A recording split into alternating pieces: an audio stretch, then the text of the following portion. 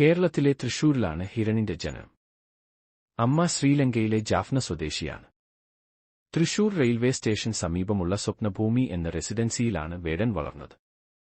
2020 ജൂണിൽ voice of the voiceless എന്ന തന്റെ ആദ്യ മ്യൂസിക് വീഡിയോ യൂട്യൂബിൽ പുറത്തിറങ്ങിയതോടെ വേടൻ ആദ്യമായി ജനശ്രദ്ധ ലഭിച്ചത്.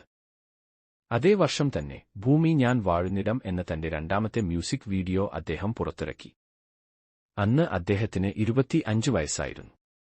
2024 മഞ്ഞുമ്മേൽ ബോയ്സ് എന്ന സിനിമയിൽ കുതന്ത്രം എന്ന ട്രാക്കിന്റെ വരികൾ എഴുതി. സുഷിൻ ശ്യാമായിരുന്നു സംഗീതം. സബ്സ്ക്രൈബ് ചെയ്യാനും പേജ് ഫോളോ ചെയ്യാനും മറക്കല്ലേ.